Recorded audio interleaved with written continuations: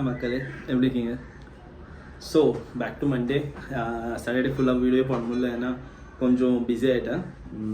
அந்த women's day wish பண்ணிட்ட பிறகு பிஸி ஆகிட்டேன். அப்புறம் சண்டே பிஸி, ஃபேமிலி கூட நல்லா டைம் ஸ்பெண்ட் பண்ணிட்டு இன்றைக்கி நம்ம மண்டேக்குள்ளே வந்திருக்கோம். மண்டே மோட்டிவேஷன் டே.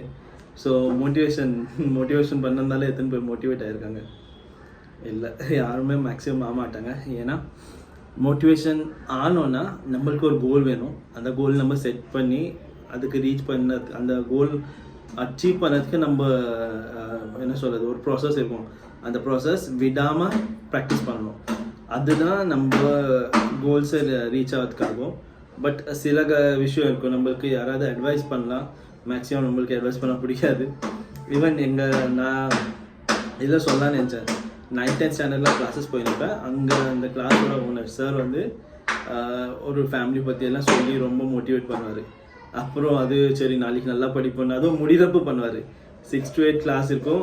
7:45 8 o'clock மோட்டிவேட் பண்ணுவார். நாளைக்கு நல்லா படிக்கலாம்னு போய் தூங்குந்து எல்லாம் மறந்துடும். அடுத்த நாள் சேம் அதே மாதிரி வந்து ஃப்ரெண்ட்ஸுங்க கூட உட்காந்து பண்ண வேண்டியது. Okay, sorry. நான் இன்னைக்கு ஒரு சின்ன இன்சிடென்ட் சொல்லலான்னு நினைக்கிறேன். எனக்கு ஒரு தங்கச்சி இருக்குது, சித்தப்பா பொண்ணு. ஸோ நாங்கள் எல்லாம் ஒன்றா தான் இருந்தோம் இங்கே கலம்பொலியில். ஓகே, அப்போது என் தங்கச்சிக்கு ஒரு 8th ஸ்டாண்டர்டில் இருக்கப்போ சைக்கிள் வாங்கணும்னு ரொம்ப ஆசை. அப்போ டிசம்பரில் அதுக்கு பர்த்டே வந்துச்சு. அப்போ சித்தப்பா சர்ப்ரைஸாக சைக்கிள் வாங்கி வந்து கொடுத்தா, யாருக்குமே சொல்லாமல். ஓகேவா, வாங்கி வந்து கொடுத்து அது சர்ப்ரைஸ் ஆகிடுச்சு. ஏன்னா நான் முன்னாடிலேருந்தே கொஞ்சம் நைட் ஷிஃப்ட் தான் பண்ணிட்டு இருக்கேன். அப்போது நான் என்னாச்சு, நான் ஈவினிங் டைமில் 3:30 அப்படி கிளம்பிடுவேன் ஆஃபீஸ் கேப் பிடிக்கிறதுக்கு. ஸோ என்னாச்சு, என்ன கூப்பிடுவேன், ஆனால் எனக்கு கற்றுக்கணும்.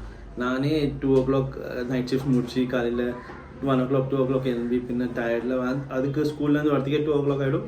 நான் அப்போ தான் எழும்பி ரெடி ஆகிட்டு ஸ்கூல் ஆஃபீஸ் போகிறதுக்கு கரெக்டாக இருக்கும். ஸோ என்னால் முடியாது. சித்தப்பா சித்தியும் கொஞ்சம் பிஸியாக இருந்தாங்க, பசங்களை பார்த்துக்க, சித்தப்பா வேலை அதெல்லாம். ஸோ ஆனால் அதுக்கு சைக்கிள் கற்றுக்கணுன்ற ஒரு வெறி இருந்துச்சு. அதனால் யார் பேச்சுமே கேட்காம அந்த சைக்கிள் இருக்கிற சைக்கிளை எடுத்துன்னு டெய்லி தள்ளி பார்ப்போம்.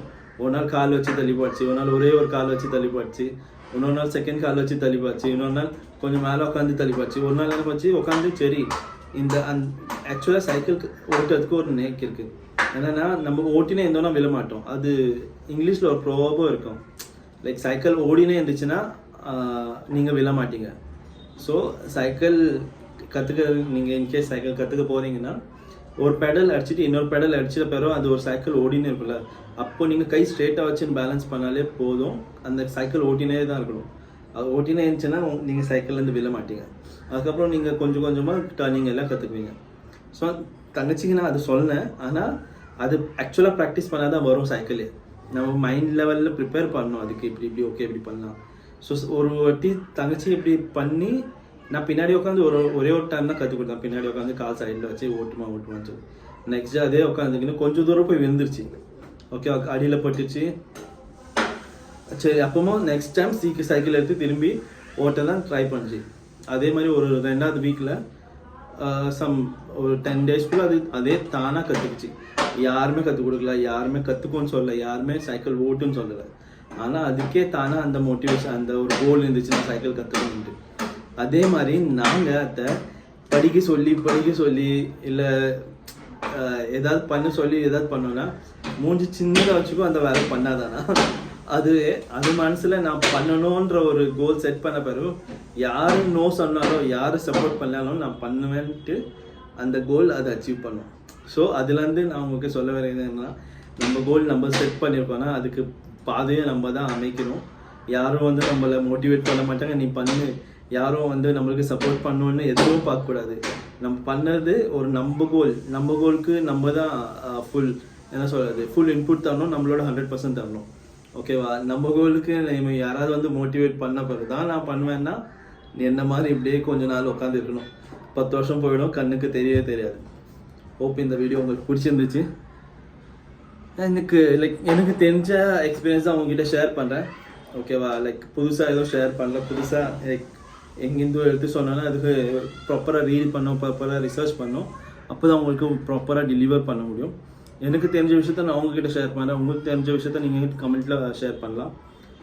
உங்களுக்கு இந்த வீடியோ பிடிச்சிருந்துச்சுன்னா என் வீடியோவை லைக் அண்ட் ஷேர் பண்ணுங்கள். அண்ட் இந்த மாதிரி டெய்லி கண்டென்ட்ஸ் பார்க்கணுன்னா என் வீடியோவை சப்ஸ்கிரைப் பண்ணிக்கோங்க என் சேனலை. Hope you have a good day. Bye. Take care.